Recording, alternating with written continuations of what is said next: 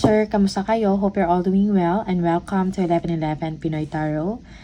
This is a general reading about love or romantic love situation. Just take what resonates for you and leave the rest. Hindi po to 100% accurate para sa'yo. Please subscribe, like, comment, and share. And please tap the bell for updates from this channel. Maraming salamat sa'yo. Cancer. Tingnan natin kung anong energy ng person mo, Cancer, towards you. Cancer.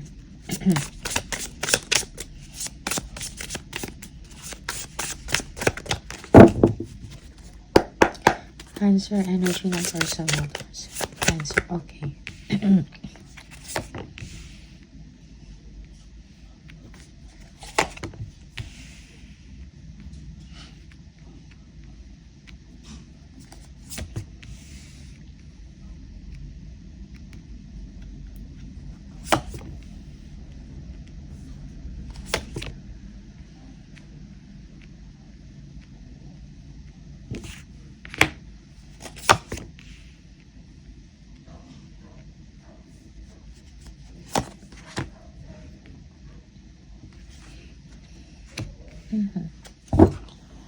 Okay, so Cancer, you might be dealing with an Aquarius, Gemini, or Libra for some of you. Fire sign, Aries, Leo, Sagittarius, Pisces, or water sign. Okay. Your person, Cancer, naisip ka ng tao na to. Okay, looking forward to see you. Pero yung person mo is parang hindi niya ma-express kung anong tunay niyang nararamdaman. Okay? Maybe your person is nasa bakasyon. Okay? Something like that. Yeah. Maybe your person is something na, or someone na parang piniproteksyonan niya ang kanyang sarili. Okay?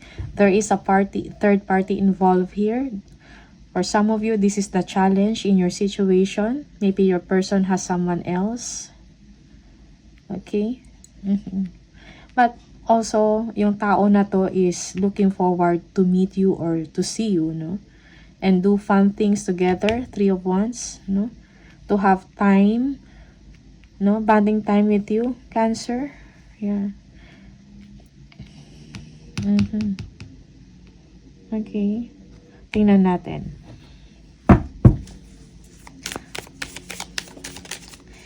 And you, Cancer, parang pinoproteksyonan mo din yung sarili na to. Yung sarili mo. Mahal mo or gusto mo yung tao na to, Cancer, but merong third party involved. Okay? Tingnan natin. 9 Pentacles, 9 of Pentacles.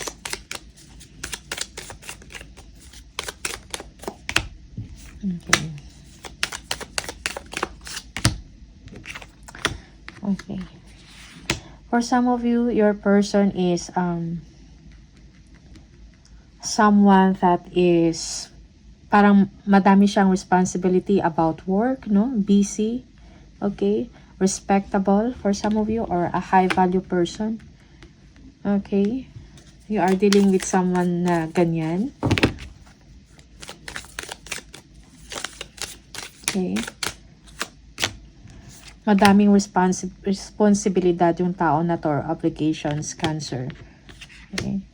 4 of Pentacles, yeah. Your person gusto mag-communicate sa inyo, pero he or she is holding back. Maybe this connection or relationship ninyong dalawa is something secret, no? Yeah. Okay. Or something hidden. Okay.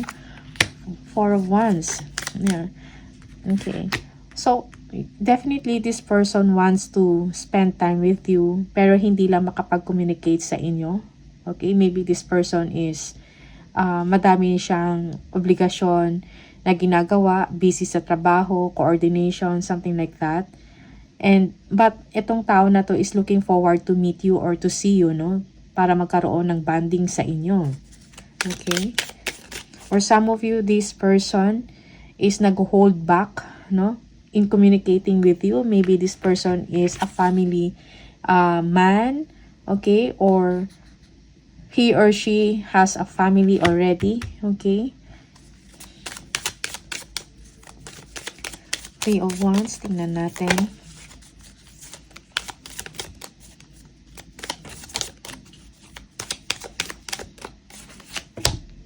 Oh, Three of Swords again. Merong disappointment sa situation. Parang merong restriction or yes, merong restriction or hindi niya freely magagawa yung gusto niya. Okay? This person is waiting for you or you, Cancer, is waiting for this person. Ito yung katotohanan sa sitwasyon ng person mo. Maybe this person is married already. Marami siyang obligations aside sa home. Meron pa sa work, no? There is a third person. Okay? Here. So, merong delays or merong challenge sa pagkikita ninyong dalawa or pag-uusap or yeah, something like that. Okay? And this is disappointing sa person na to. Okay?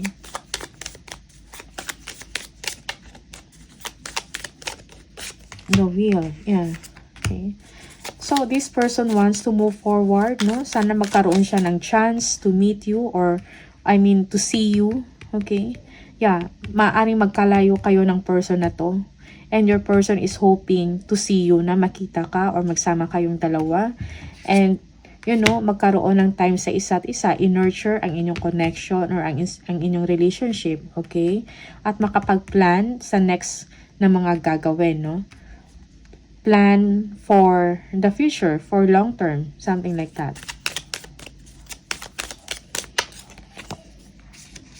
The Moon. Okay. Yes. So definitely this is something secret or hidden, no? Yeah. Merong hindi ganun ka-secured, no? Ang inyong connection or relationship. Merong tinatago, merong hidden dito. Okay? Yeah. Merong uncertainty kung anong mapupuntahan ng inyong sitwasyon or ng inyong connection. Okay? Merong uncertainty, okay? Hindi ganun ka-stable. Merong fears, okay? Merong lihim, no? Yeah, maybe this connection of yours is something na hidden or lihim. Okay? That's why merong restriction, merong delays, merong challenge when it comes to meeting or seeing you. Cancer, no? Yeah. But definitely this person is iniisip ka. Pero parang hindi lang siya makakommunicate sa inyo ng maayos. Maybe because this person is married or, merong family or committed to someone else. Okay? To a third party. Okay? Or maybe you are the third party, Cancer, for some of you.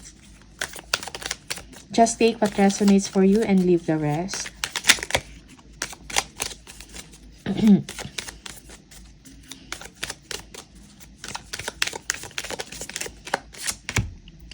Eight of Cups.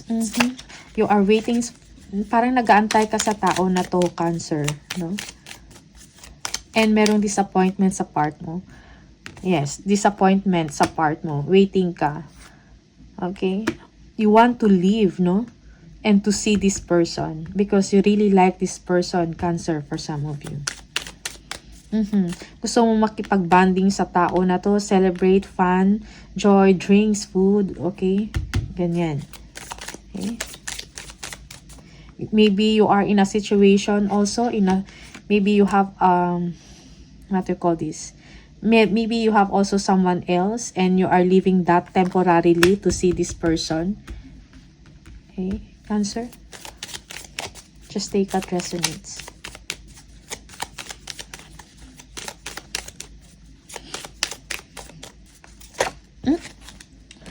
The Sun. Okay.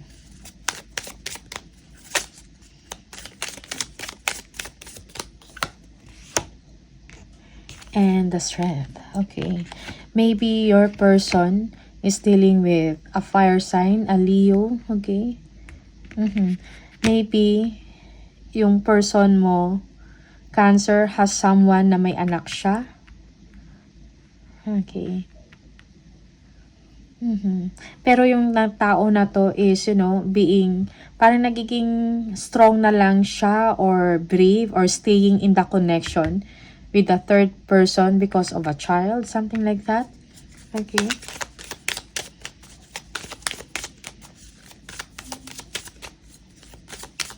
Tingnan natin.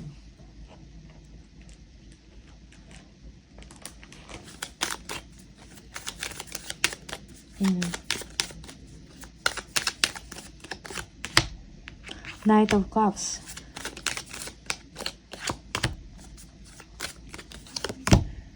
Okay, you are looking forward that this person, Cancer, no? That your person, yung parang i-express or mag-invite sa inyo, no? Invitation, no? To go out, no? Yeah, and have fun together. Okay, and expressing love to one another. Okay. Yeah. You are waiting.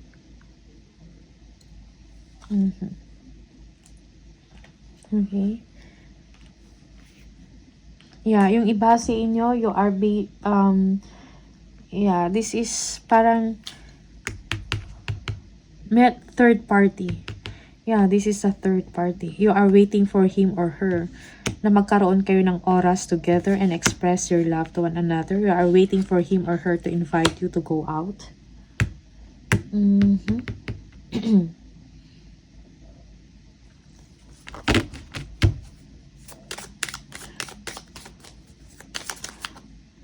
Yeah, yung iba sa inyo, you are defensive about this. Okay? You are protecting this person. Or for some of you, Cancer, you have someone else. They are expressing, no, their love to you, their affection to you, but you are closed off. You are protective because you like someone else. Okay? Just take what resonates for you. Hindi po to para sa lahat. Okay? Leave the rest kung hindi para sa inyo. Minsan, baliktad naman yung sitwasyon. Okay? Six of Swords. Tingnan natin. Yeah. For some of you thinking, kumbaga, parang, ano ba to? Okay? Ano yung tawag sa connection or sa relationship? Ano kayo? So, parang, may concern also about labels for some of you with this person, Cancer. Okay. You are expecting from this person for a long-term relationship. Six of Swords. Okay. So, yung iba sa inyo, Cancer, you don't know what to do. Parang hindi mo alam kung ano yung sitwasyon mo. Parang kailan mo mag-decide. Yung iba sa inyo, you are very aware, well aware kung anong nangyayari sa'yo at sa person mo. And yet, you are not taking action. You are not making a decision. No? Parang you are pretending na parang walang problema, walang concern. Okay? Yeah. Yung iba sa inyo, you need to take care of yourself. Make time, no? Para sa person mo or maybe you have another person. Okay? Or with your family. Okay? Yeah. You are avoiding conflicts. The High Priestess. Secret. Okay? Hidden. Okay? So, there is a hidden or a secret love affair here. Okay? Merong third party sa person mo. You also. Okay? There is another person here. On your side. You are close off with your person because you are waiting for someone. No? And you are hoping for a long-term relationship with this person here. On this side. Okay? Yeah. Secretly, you are hurt. Pero, iniiwasan mo mag-isip ng negative, no? Yeah, iniiwasan mo. Merong stalemate sa inyo. Okay? So, make time with yourself or with the people around you, no? Or sa person mo. Secret. You know better, Cancer, kung ano yung dapat mong gawin. Okay?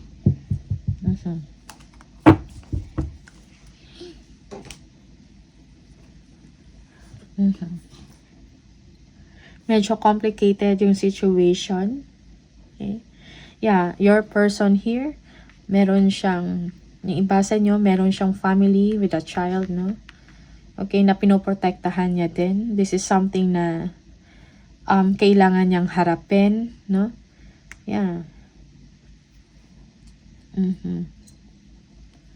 Okay. Merong challenge or disappointment, no? Kung meron kayong plans to see each other, merong disappointment dyan. Okay? You are hoping to see this person, also your person, no? Looking forward na mag-grow, no? Mag-nurture or mag-grow ang inyong relationship, but in secret, no? Not knowing also kung ano yung direksyon ninyong dalawa. Okay? Yan. Okay. Naiisip ka ng tao na to.